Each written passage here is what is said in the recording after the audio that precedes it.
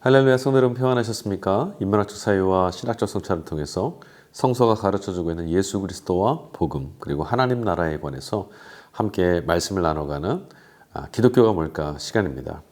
오늘은 지지난 시간에 함께 나누었던 교회 안에 있었던 역사 안에서의 어떤 몇 가지 쟁점을 나눴었는데 특별히 종교개혁에 관한 이야기를 좀 나눠보려고 해요. 왜냐하면 이 종교개혁은 오늘 프로테스탄트, 그러니까 우리 개신교 공동체의 신앙의 핵심이라고도 할 수 있기 때문이죠. 1517년에 종교개혁이 발발했습니다. 이 종교개혁에 대해서 많은 분들이 좀 오해하는 것이 있어요. 그러니까 1517년에 마틴 루터에 의해서 종교개혁이 이루어졌고 완성됐다라고 생각하시는데 그렇지가 않습니다. 1517년도에 루터를 통해서 종교개혁의 도화선이 일어난 거죠. 그리고 끊임없는 역사를 통해서 종교의 개혁이 결국 이루어지게 됐습니다. 종교개혁의 성격을 좀 말해볼까요? 오늘 우리는 종교개혁이라고 하면 교회를 갱신하고 뭔가를 좀 새롭게 제도를 바꾸고 하는 것들을 떠올립니다. 오늘도 좀 퇴락하거나 쇠퇴한 기독교를 보면서 우리 정신을 새롭게 하고 제도를 새롭게 하고 교회를 개혁하고 이런 것도 우리가 생각한단 말이죠. 그러나 1517년에 일어났던 종교개혁은 우리가 생각하는 것처럼 이렇게 제도의 개혁이 아니었습니다. 정치적인 또 제도적인 행정적인 어떤 개혁들이 아니라 말 그대로 신학적인 개혁운동이었다고 말씀드릴 수 있어요. 자, 그 내용들을 좀 살펴보겠습니다. 마틴 루터가 주도했던 종교개혁의 기치가 있었습니다. 세 가지 단어 라틴어로 구성되어 있는데요. 여러분 다 아시는 걸 겁니다. 솔라 피데이, 솔라 그라시아, 솔라 스크립투라. 오직 믿음으로, 오직 은혜로, 오직 성경으로, 오직 말씀으로라고 하는 기치입니다. 종교개혁이 왜 일어났는지, 루터가 왜 종교개혁의 기치를 높이 들었는지 잠깐 이야기를 좀 나눠볼까요? 루터는 비텐베르크 성당 문 앞에다 95개조의 반박문 자체를 내걸고 그 반박문을 통해서 교회의 교권에 도전했었습니다. 그 95개조의 반박문이 뭐냐면 바로 신학적 논쟁의 어떤 명제들이었어요. 어떠했던 것들이 신학적으로, 다시 말하면 성서적이지 않다, 성서적이다, 성서적으로 봤을 때 어떤 것이 그러다, 이런 것들을 논쟁했다는 거죠. 이것이 결국 종교와 정치가 결탁돼서 종교개혁이 유럽 전역에 이르르기는 됐지만 이게 사실 정치적으로 봤을 때는 반이탈리아 정서, 그러니까 교황을 중심으로 하는 교권의 중심, 이탈리아, 여기에 반대되는 세력들, 독일의 제후들이죠. 그들과 함께했던 이 반발 세력과 더불어서 종교개혁은 확산되어 갔어요. 그런 면에서 보면은 이 종교개혁 자체가 순수한 어떤 신앙적 개혁운동은 아니다라고 볼 수도 있겠죠. 그러나 여러분, 하나님의 섭리라는 것이 늘 이런 방식으로 역사합니다. 다시 말하면 우리가 봤을 때 합리성 또는 어떤 타당성, 우리가 예측할 수 있는 것들, 그런 거 말고요. 하나님은 정말 섭리 가운데 역사하시거든요. 그러니까 하나님 안에서 버릴 게 아무것도 없어요. 하나님은 어떤 것을 가지고도 어떻게 이루어 가실지 우리는 아무도 알 수 없습니다. 종교개혁이 정치 세력들과 함께 합종 연행하면서 개혁이 계속 확산되고 개혁이 완성됐다고 해서 성령의 역사를 무시했던 것이 아니라는 거예요. 성령의 역사가 결국 하나님의 역사가, 하나님의 일하심이 이런 방식으로 일어난다는 거죠. 우리가 너무나 볼품없게 여기고 거룩하지 못하다, 속된 것이다라고 생각했던 이런 것들도 하나님은 그것을 통해서 합력해서 선을 이루시는 분이었다는 것을 우리 교회사 안에서 또 볼 수 있습니다. 비텐베르크 성당에 반박문을 내걸었다고 했습니다. 맞습니다. 루터는 비텐베르크, 그러니까 로마의 입장에서 봤을 때는 아주 작은 소도시였는데 비텐베르크에서 신학을 가르치는 그냥 사제였습니다. 근데 그가 대자보에다가 이제 반박문을, 교회 당시 이탈리아 교황을 중심으로 하는 교권에 대해서 아주 반박을 한 거죠. 사실은 로마 교회 입장에서는 루터를 그닥 신경 쓰지 않았습니다. 그도 그럴 것이 권력의 핵심에서 완전 변두리에 있었던 일개 그냥 성경 공부 가르치는 사제였기 때문에 별 신경 쓰지 않았어요. 어찌 보면은 권력의 중심에서 봤을 때는 루터가 했던 이런 반박문을 내거는 사건 자체는 그냥 가소로운, 그냥 지나갈 만한 사건이었는데 이게 긁어부스럼이 된 겁니다. 교회에서 이것을 그냥 지나갔으면 될 걸 갖다가 이걸 가지고 이제 재판을 걸었어요. 그러니까 이제 브롬스 재판 종교 재판이 회부되어서 마틴 루터가 거기에 끌려갔고요. 거기서 이제 재판에 나서게 됐는데 거기서 오히려 이제 역효과가 난 거죠. 그러니까 교회가 그동안 주장해 오고 강요해 왔던 신앙들이 오히려 루터의 말대로 성서적이지 않았던 겁니다. 루터를 브룸스 종교재판에 세웠던 것 자체가 사실은 그를 뭐 마녀사냥했다라거나 그를 핍박했다는 차원보다는 우리 그 장면 자체가 신앙 논쟁이었다는 것을 좀 알아야 돼요. 그러니까 무엇을 믿을 것인지가 더 분명해지는 사건이 바로 그때였다는 거죠. 당시에 로마 입장에서는 이 독일의 이 작은 도시에서 성서를 가리키는 루터 아주 별 볼 일 없었음에도 불구하고 이 브룸스 재판을 통해서 루터의 위상이 높아질 수밖에 없었던 이유, 그리고 앞서 말씀드린 어떤 정치 세력들이, 그러니까 제후들 같은 이 정치 세력들이 루터와 함께 종교 개혁에 합세할 수밖에 없었던 그런 이유가 좀 있었습니다. 왜냐하면 당시 모든 헌금들, 제 지역에서 유럽 전역에서 거두는 헌금들은 다 로마로 갔습니다. 그러니까 독일에서 거둔 헌금들을 어디로 가져갔냐면 독일에 있는 교회들, 독일에 있는 성도들을 향해서 사용된 것이 아니라 로마 교회에 다 가지고 가서 거기에 바쳤어요. 그러게다가 그래놓고는 오히려 사제의 임명권이나 사제의 선출권은 이탈리아가 다 갖고 있습니다. 로마가 갖고 있는 거죠. 독점하는 거죠. 그러니 독일의 입장에서는 굉장히 반발이 일어나지 않을 수가 없었던 거예요. 그런 정서가 만연해 있던 때 이제 정치 세력과 함께 루터가 힘을 얻고 로마와 이제 본격적으로 이제 교회와 대립하게 됐던 거죠. 앞서 이제 루터가 종교개혁에 그때 걸었던 그 캐치플레이어가 세 가지라고 말씀드렸습니다. 솔라 피데이, 솔라 그라시아, 솔라 스크립투라. 이 세 가지는 우리 기독교 신앙 전체를 구성하고 이해하는 너무너무 중요한 내용입니다. 이런 것들을 우리가 그냥 상투적으로, 교리적으로, 구호적으로만 이렇게 알면 안 되고요. 그 안에 담겨있는 깊은 의미를, 성서적 의미를 좀 이해할 필요가 좀 있어요.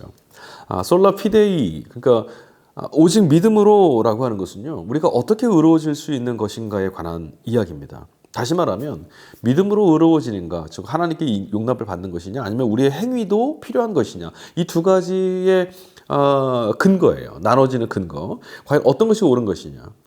당시 로마 교회는 인간의 행위가 필요하다고 했었는데 루터는 그렇게 말하지 않았습니다. 성경을 보니 우리가 뭔가 면책을 할 수 있도록 또 구제하기 위해서 이런 면죄부를 사거나 어떤 선행을 베풀거나 이것으로 구원에 이르거나 하나님께로부터 용납받는 것이 아니더라. 성경은 오직 믿음으로만, 그리스도 예수를 믿는 믿음으로만 구원을 얻는다고 되어 있지 않느냐라고 했던 것이 바로 솔라 피데이, 오직 믿음으로라고 하는 논증이었어요. 그러니까 믿음은 결국 뭐에 관한 이야기냐면 우리 인간의 행위가 우리 인간 구원에 있어서, 즉 하나님의 구원에 과연 필요한 것이냐, 이 논쟁인 거죠. 두 번째, 솔라 그라시아, 그러니까 은혜라는 것은 사실 이 피데이하고 그라시아는 연결될 수밖에 없는데 이거죠. 구원을 위해서 하나님의 전적인 배타적이고 정말 주도적인 하나님의 어떤 은총 사건이냐, 아니면 인간의 업적이 필요한 것이냐. 어찌 보면 솔라 피데이나 솔라 그라시아는 서로 연결된 동의어일 수도 있어요. 자, 그다음 마지막은 솔라 스크립투라, 오직 말씀으로, 오직 성서로라고 하는 건데요.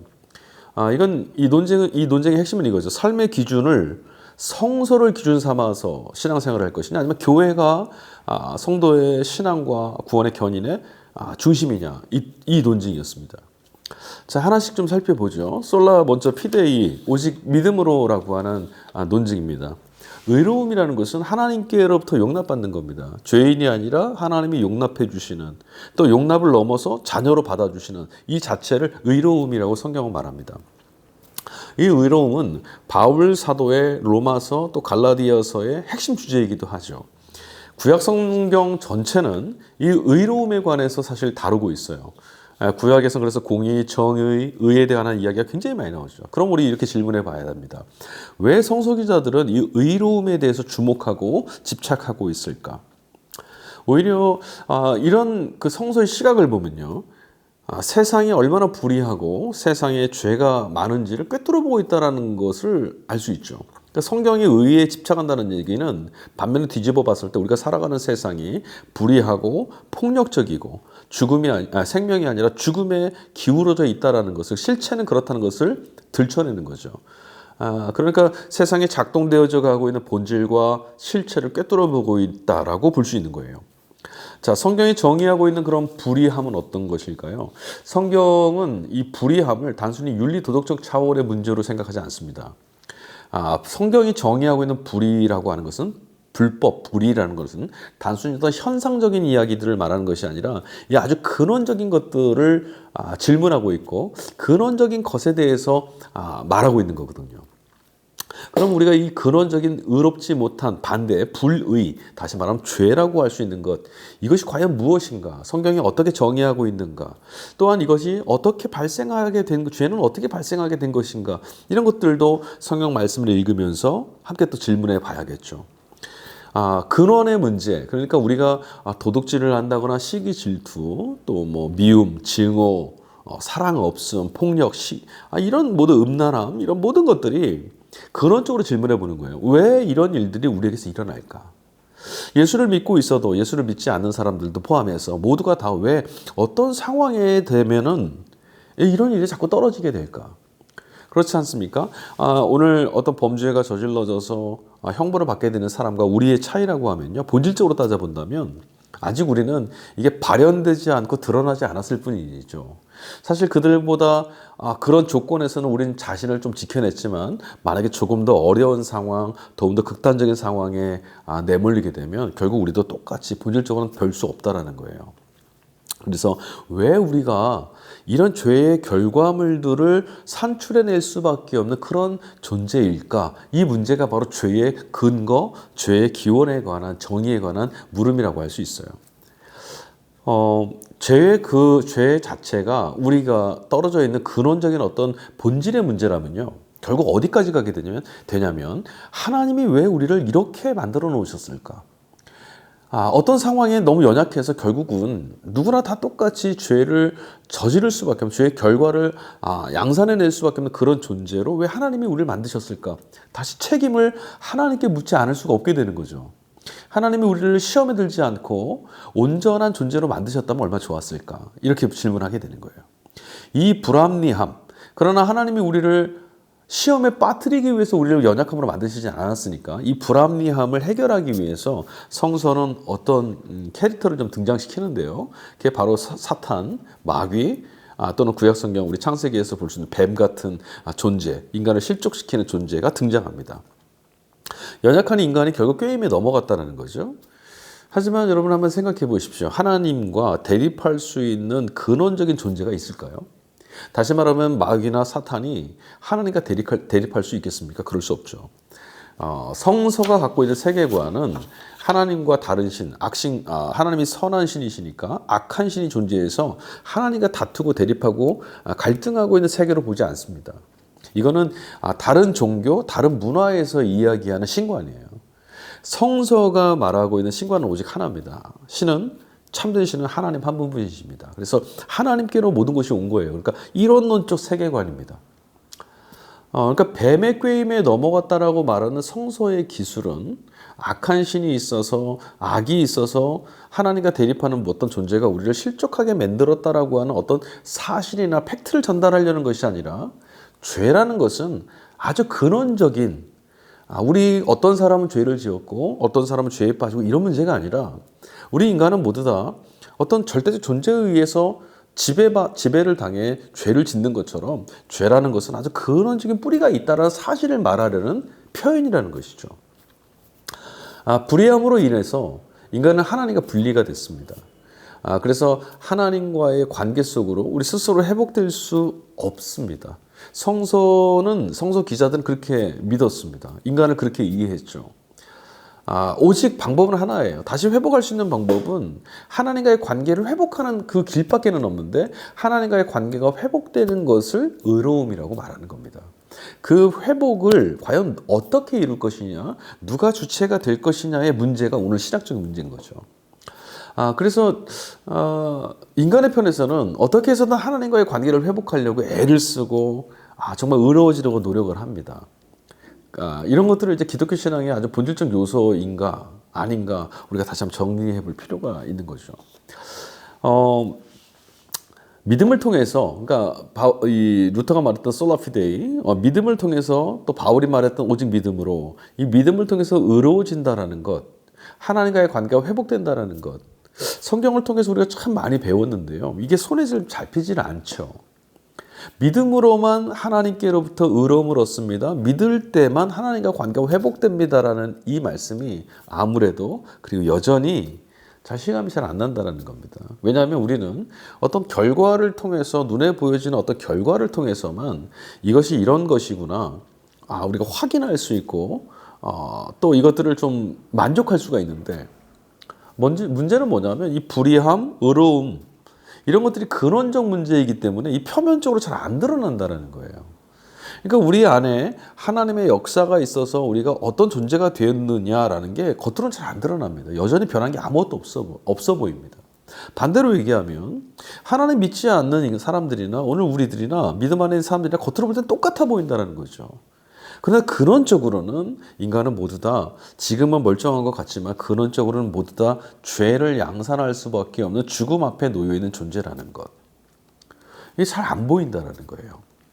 그래서 기독교인다운 모습, 또 어떤 거룩한 어떤 삶의 결실들을 이루어내는 것, 또 그렇게 거룩한 삶으로 어떤 초대하는 것, 이런 것들이 아주 타당하고 또 설득력이 있죠. 또 우리 그런 요구를 들을 때 마음에 참 벅차오르기도 하고 정말 이렇게 한번 살아봐야겠다라고 하는 이 믿음의 어떤 도전도 고취됩니다. 세상을 좀 감동시키고 세상을 좀 구원해내야겠다라고 하는 이런 어떤 뭐라 그럴까요? 사명감도 우리 안에 고취가 되죠. 또 그런 것들을 좀 강화시키라고 채근하기도 하고 우리를 좀 이제 도전하기도 합니다. 그런데 이런 것들은 모두 다 결국 따지고 보면요. 하나님께로 나아가겠다라고 하는 목표는 원대한데 결국 이것을 이루는 길은 뭐냐면 우리 인간의 행위 안에 모든 것들이 달려 있어요. 그러니까 우리의 행위를 강조하는 거죠. 교회 안팎에서 우리가 어떻게 하자, 우리가 어떤 것들을 이루어내자 이 행위가 드러나고 결실을 얻는 것 지지받습니다. 우리 모두 다 이런 것들을 통해서만 확인할 수 있는 존재이기 때문에 이런 것들이 없으면 아무것도 못한 것 같고 별 볼 일 없어 보이고 의롭지 않아 보여요. 그런데 이런 모습들이 좀 있으면 난 의로워 보이고 정말 하나님께로부터 용납받을 만하다 이렇게 생각이 들 때도 있습니다. 근데 이렇게 되면 결국 어떻게 되냐면 교회 안에서 성경 말씀을 통해서 함께 나누어지는 이 말씀들이 결국 조금 더 세련된 사람들, 조금 더 신앙적이고 종교적인 엄숙하고 거룩한 사람들이 되자고 하는 어떤 교양 이런 것들을 설교하게 돼요. 합리적이고 보편적인 어떻게 살아가야겠다라고 하는 인간 처세술 이 두 수준을 뛰어넘지 못하게 됩니다. 결국. 그러니까 어떤 식으로 행동하고 처신하며 살자 그리고 이만큼 이 정도 이런 수준의 교양을 갖추자 이 수준이 되는 거죠. 하지만 이것은 기독교 신앙의 중심이 아닙니다. 그러니까 성경이 말씀하고 있는 본질의 얘기가 아니라는 거예요. 신앙을 통해서 우리가 신앙함을 통해서 얻게 되는 결과물, 결실들이 이런 것이지 이런 것들이 우리가 추구해야 될 목표, 우리가 바라봐야 될 지향해야 될 목적지가 아니라는 겁니다. 우리가 무엇인가 본질을 추구하고 지향하면 그것을 통해서 이런 결실들은 자연스럽게 나타나게 된다는 거죠. 그냥 오직 믿음으로만이라고 하면요. 이건 그냥 정말 공연불로 끝날 수가 있어요. 하나님의 능력 안으로 들어가려는 훈련이 필요해요. 신앙의 본질 속으로 들어가라고 하는 몸부림인 것이죠. 이것이 정말 믿는 것이죠. 이 믿음의 근거는 뭐냐면 내가 얼마만큼이 아니라 앞서도 말씀드렸습니다. 하나님이 우리를 받아주시는 근거가 무엇이냐라고 하는 논증이었다는 거예요. 그런데 우리는 믿음조차도 우리 자신이 갖고 있는 어떤 능력이라고 생각합니다. 나는 얼마만큼 믿어. 저 사람은 얼마나 잘 믿어. 이런 수준으로 보려고 하는 거예요. 그러나 믿는다라는 말 자체가 믿음이라고 하는 성경이 제시하는 이 단어 자체가 오직 하나님께서 무엇을 근거로 죄인들을 용납해 주시느냐라고 하는 물음이었다는 거예요. 믿음으로 사는 능력이라는 것은 우리가 칭찬을 받거나 또는 그럴 만한 사람, 그럴듯한 사람으로 자신이 드러나기 위해서 어떤 행동하거나 살아내는 그런 방식들을 얘기하는 것이 아니라 내 자신의 존재 자체가 변화되는 어떤 것들을 말하는 거예요. 그 존재의 변화는 뭐냐면 하나님 없이 살던 내가 하나님 안에 사는 자, 하나님으로부터 소외되고 버려졌던 내가 하나님의 무한한 용납하심과 사랑 안에 있는 존재가 되어 있다라는 변화를 말하는 겁니다. 사실 우리 자기 자신을 스스로를 설득시키고 통제하고 부인하고 내 자신이 갖고자 하는 탐욕들을 좀 절제시키는 것들 너무 어렵습니다. 우리 자아만큼 우리가 스스로 통제하기 불가능한 게 없어요. 가장 강력한 힘이 바로 자아입니다. 그래서 존재론적으로 내 자아 자체가 변한다는 건 사실은 불가능한 일이에요. 우리 쉽게 왜 그런 말도 하지 않습니까? 사람은 쉽게 변하지 않는다. 맞습니다. 자아는 변하지 않습니다. 자아가 다시 변한다는 것은 노예가 자유인이 되려면 방법을 통해서 얻는 것이 아니라 다시 태어날 수밖에 없는 것과 똑같습니다. 그래서 죄인이 의인 되려면요. 성경의 진술대로 하자면 죄의 값은 사망이라는 말씀이 다 무엇이냐면 인간은 의로워질 수 있는 길이 없어요. 그러니까 다시 태어나야만 가능한 거기 때문에 이 결과, 이 과정을 통해서 반드시 우리가 지나갈 것은 죽음밖에 없다라는 거예요. 행위로서 사는 것이 어려운 일은 아닙니다, 사실. 오히려 그러므로 이게 어려운 일이 아니라서 자꾸 행위로 뭔가를 좀 얻으려고 우리가 자꾸 몸부림치게 돼요. 저렇게 열심히 하는 거 어려워 보이지만 사실은 왜 그렇게 자꾸 열심히 하려고 왜 자기가 이 열심히 한 나 자신을 확인하려고 하냐면 의외로 이것이 존재의 변화보다 훨씬 쉬운 일이기 때문에 그렇습니다. 솔라 피데이, 오직 믿음으로라고 하는 이 명제. 이 명제가 갖고 있는, 그러니까 하나님이 우리를 도대체 왜 무엇을 근거 삼아 용납해 주실 것인가라고 하는 물음과 거기에 대한 답변을 우리가 해결해내지 못하면, 성경을 통해서 이것이 우리 안에 정리가 되지 않는다면 결국 우리가 하는, 또 우리가 추구하는 모든 행위는 결국 자기의 의와 업적주의로 떨어질 수밖에 없습니다. 그러나 하나님은 우리의 업적을 통해서 우리를 용납해 주시는 분이 아니시거든요. 반면에 이 완성, 다시 말하면 솔라 피데이라고 하는 오직 믿음으로라고 하는 이 하나님이 의롭게 우리를 받아주신다라고 하는 믿음으로 얻는 의는 종말론적인 의로움입니다. 다시 말하면 지금 여기서 다 얻었다함이 아니라 바울 사도의 말처럼 끝까지 달려가는 겁니다. 평생토록 우리가 달려가야 할 신앙 전반의 문제가 바로 이 솔라피데이, 믿음으로 얻는 하나님의 의입니다. 하나님이 용납해 주시는 것이니까 그에게 달려있는 거잖아요. 그래서 우리가 믿음으로 의롭다함을 얻는 것은 결국 신학적 사유를 통해서 우리가 확인할 수 있는 것은 결국 종말에 온전하게 우리가 확인할 수 있다는 거죠. 종말론적인 지평, 그러니까 그리스도 예수께서 다시 오시는 그 완성의 날이라고 하는 그 종말론의 지평이 없다면 솔라피데이라고 하는 오직 믿음으로 우리가 구원을 얻습니다. 오직 믿음으로 하나님께 의로움을 얻습니다라고 하는 이 신학적 명제는 가식이 떨어질 수밖에 없어요. 지금 여기에서 우리는 아무도 의롭지 않습니다. 그래서 칭의, 의롭다, 칭함을 받는 거예요. 의로움의 문제는 실질적인 것이 아닙니다. 저와 여러분들은 의롭지 않습니다. 우리는 여전히 죄인입니다. 죽음 가운데 있어요. 하나님이 계시지 않고 하나님께서 우리의 의로움의 믿음의 주로 삼으신 예수 그리스도가 계시지 않는다면 우리는 그냥 죄인입니다. 그러나 예수님을 통해서 우리가 믿을 때 법적으로 하나님께서 그냥 의롭다라고 인정해 주시는 거죠. 그러니까 인정받았을 뿐이지 우리의 실존과 실증이 변화되는 건 아니에요. 그런데도 우리는 계속해서 우리의 어떤 실증적이고 실존적인 것들이 변화되기를 자꾸 원합니다. 그리고 그걸 확인하고 싶어 하죠.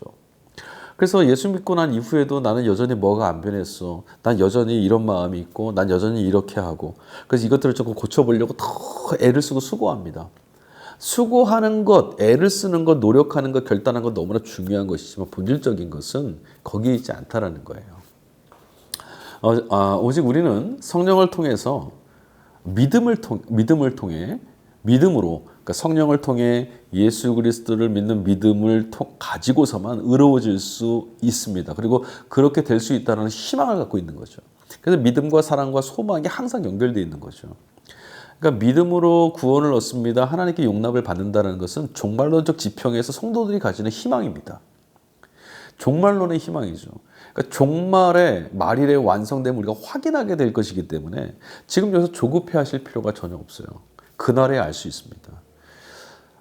이런 것과 같아요. 우리는 믿음으로 지금 살고는 있습니다. 그러나 우리는 마지막 날에 알게 될 거예요. 아, 우리가 예수 그리스도를 믿는 믿음 안에서 하나님께 용납받고 있었구나. 이걸 알게 되는 거죠. 그러니까 오히려 이 조급함에서 벗어나는 태도가 하나님을 전적으로 이 종말의 날에 우리에게 이 구원의 완성을 가져다 주실 것이 분명하다는 약속하신 하나님을 신뢰하는 태도와도 같은 거예요.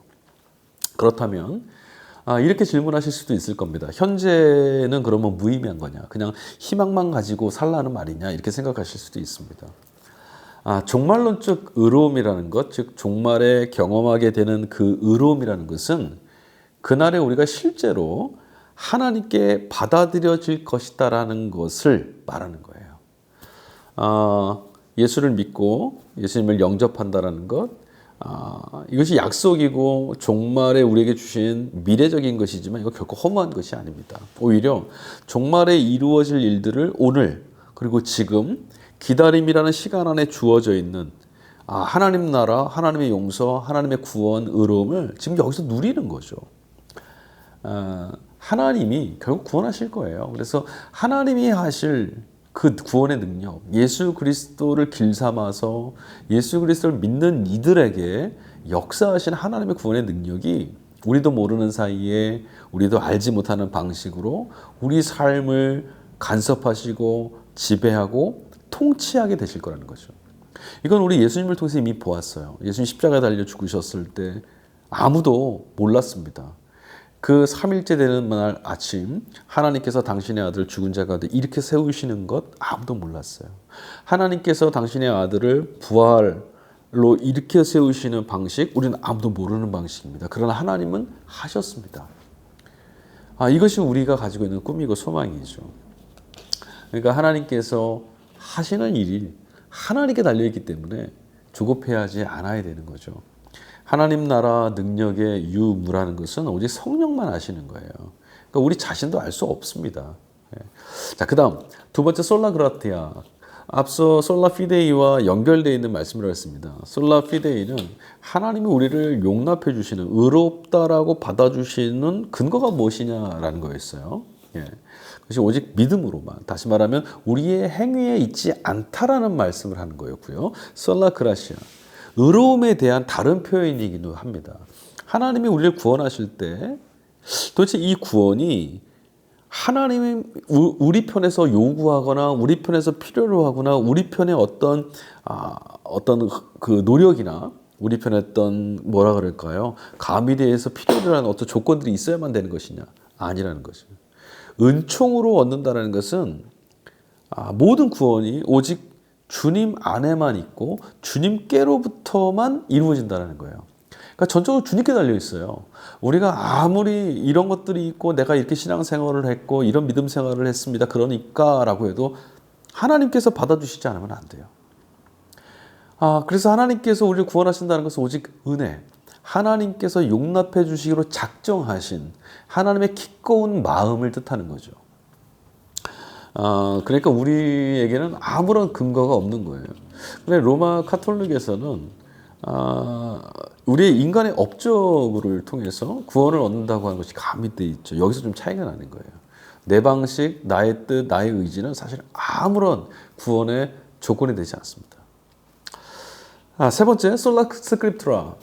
오직 성경으로. 사실 종교개혁이 전 유럽 그리고 세계 전체로 흘러가고 정말 교회를 바꾸고 갱신할 수밖에 있었던 가장 결정적인 요인이 바로 여기 있다고 생각합니다.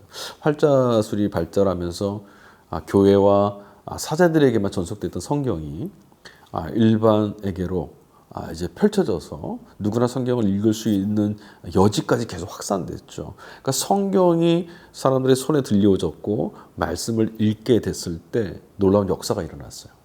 그러니까 솔라 스크립투라의 가장 핵심이라고 할 수 있습니다.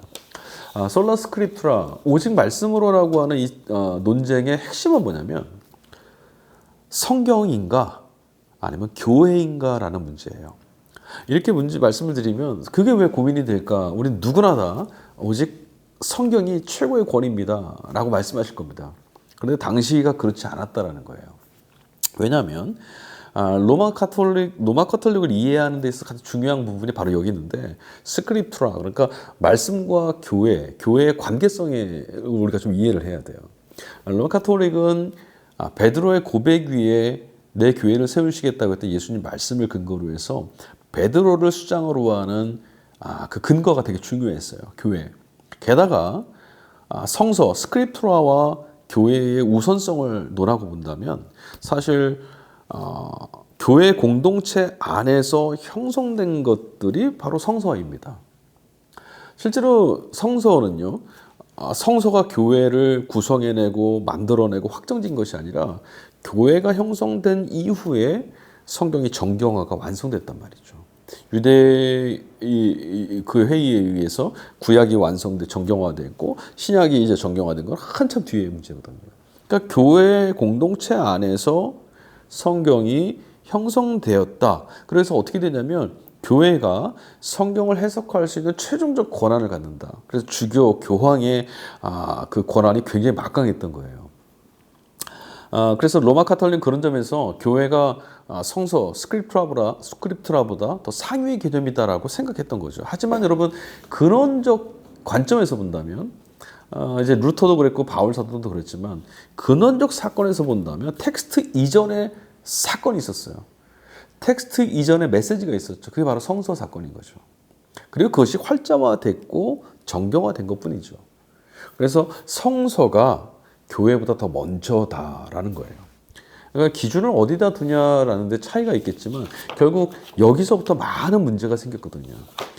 교회의 우선권을 두다 보니 성서의 근거보다는 교회의 해석, 교회에서 임의로 정해놓은 내용들이 성서를 해석하고 성서를 바르게 이해하는 데 이게 도움이 되는 것이 아니라 왜곡하는 경향으로 흘러버렸던 거죠. 구원에 대한 구원관도 완전히 달라져 버렸고요.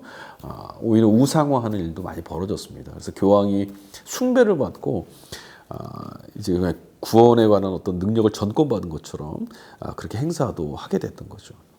그러나 여러분 교황을 숭배하는 집단으로 우상 집단으로 우리가 카톨릭을 그냥 비난할 수는 없어요. 왜냐하면 그들은 어떤 면에서 본다면 교황 하나 또는 마리아 하나 문제가 굉장히 단순해 보일 수 있어요. 그런데 그런 식으로 보자면 개신교 안에도 우상은 참 많거든요.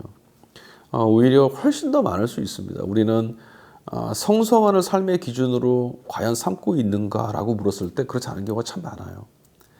교회의 전통도 있고요. 우리가 해왔던 관습도 있고 또 우리의 고집, 우리의 자아, 우리끼리의 어떤 계속해왔던 의례적인 것들, 어떤 이익들 또는 무리, 교단이나 이런 세력들, 시대의 어떤 흐름들 이런 것들로 절대화하려고 하는 경우가 참 많단 말이죠. 종교개혁을 통해서 우리가 배워야 될 것은 무엇이냐면 앞서도 말씀드린 종교개혁이 어떤 형식적인 정치적인 또는 신앙의 제도적인 어떤 개혁이 아니라 신학 논쟁, 다시 말하면 성경이 과연 무엇을 말씀하고 있는가라고 하는 논쟁이라고 그랬어요. 그러니까 말씀이 근거하고 있는 성서 텍스트가 우리에게 말하고 있는 하나님과 하나님 나라, 구원에 관한 보다 명백한 우리가 과연 무엇을 믿고 있는가, 우리가 과연 무엇을 지향해야 하는가라고 하는 이 문제를 명확하게 하는 거라는 거죠. 사실 믿고 있는 바가 분명하다면 우리가 믿고 있는 삶의 내용들도 변화될 수밖에 없어요.